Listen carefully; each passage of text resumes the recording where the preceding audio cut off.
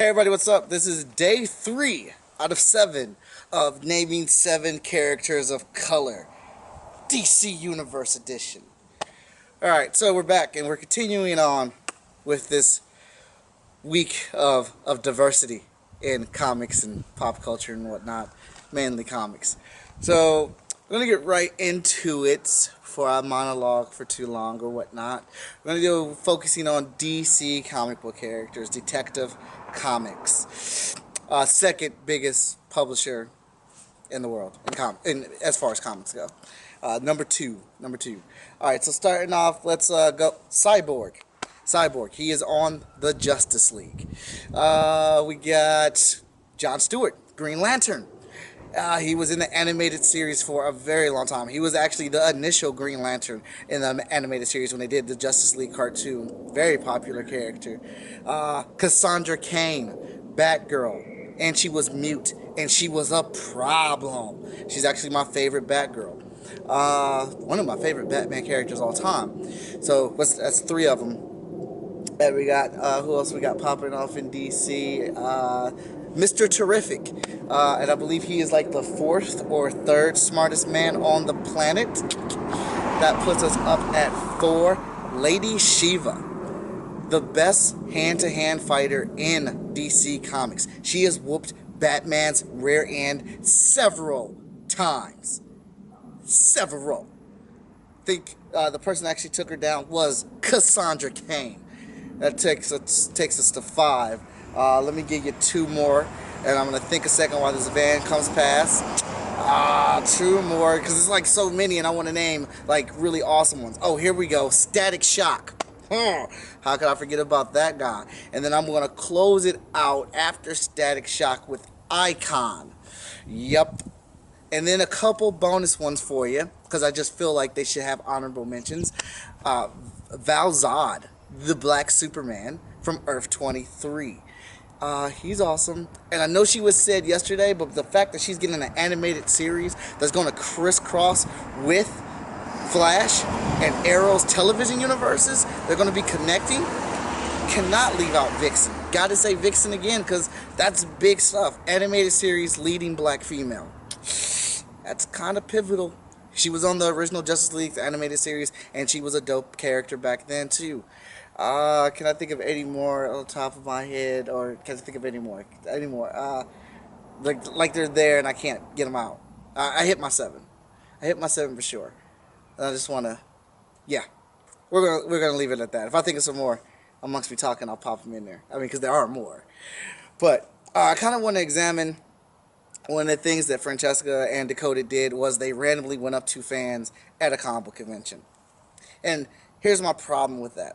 Within the last 3, 5 years, probably since within the last, of The Walking Dead, and probably since The Walking Dead has been on, and since the occurrence of Marvel Comics stringing together all these successful, big-time comic book movies and things like that, and, the Dark Knight trilogy and Man of Steel, ever since then, the comic book convention has kind of taken a flip over to more mainstream of an outlet, and that's why comic books and geek culture has now become pop culture, and everyone likes it and everybody wants a piece of it. So when you have people going to these shows now, it's not just the hardcore comic book fan, that's been reading for decades, reads the comics, plays the video games, watches the animated series, goes to the movies. You have casual people who just really enjoy the movies, and they go to the con or the TV shows. They just go to the convention to go see a couple actors from Flash or from Arrow, or they're going to go see somebody from the WWE. They don't even care about comic books. They just want to go see a wrestler and get their belt signed.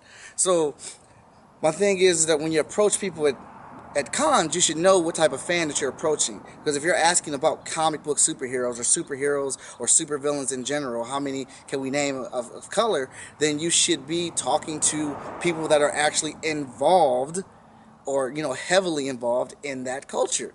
And I think you should be asking hardcore comic book fans that read comic books and know about this thing. But even to negate that, even if you say that's a negative, oh, Mike, we shouldn't do that. You should be able to ask anybody. You're right, because even in the mainstream with TV shows, cartoons, and movies, you can still name 7 characters of color. 4 My wife is signaling me. I don't know why. But we're going to keep moving because I don't want to edit this. I just want to post it. So even with movies, you could still name 7 characters of color. Movies, TVs, and all that stuff like that. But when the stuff does this, when we go to Cleveland Comic Con this Saturday and we go around the show, we're going to cover the whole show. It's going to be a long day. 11 a.m., I believe, till 9 p.m. or whatnot. We are going to go around. And we're going to ask a couple pre-questions because I want to gauge people's knowledge of the geekdom. So that way I have kind of a filter or a range of knowing how many characters are going to be able to say. Now, if I ask a person that's walking around with 3 comic book boxes, you know, a bag full of prints, posters, all signed, I'm pretty sure that person's going to be able to answer the question for me. And I'm going to ask them to see what the result will be. But then there's also the people that walk around with their badges that just want to see one actor. That's it. They're not interested in Artist Alley. They're not interested in comic books. They just want to see their one longtime hero, maybe Stan Lee or, you know, Patrick Stewart or, you know, William Shatner. And that's all they came there for. Chances are they're not going to be able to answer that question because they came there for one thing and one thing early and only, and that may be their only focus. Now, there could be some holes in my theory. Nobody, I'm not perfect. I'm not the smartest man on earth, but that's what I'm thinking. And that's what I'm going to play out when we go to Cleveland Comic Con. We're going to start it there, and I may even keep doing this throughout the year or whatever shows that I go to just to gauge what the atmosphere is like, because I really want to see how many people can get it and, you know, what is their knowledge and what's their level of fandom. So I'm going to cut it short right there. That's all I got for today's day 3. A lot of traffic passing by me, you know, but it is what it is. So that's day 3 of characters of color. Tomorrow we'll be back, and check you later. Again, share, post, comment. Let's get the dialogue going. I want to hear some people's feedback. I want to hear what you have to say. I could be wrong in what I'm saying. Someone could think the total opposite, but that's what this is about, starting a dialogue. Like I said, I always thought Francesca was right for that. You need to start the conversation, which she did, and she was very successful with that. Yeah. All right. Check you later.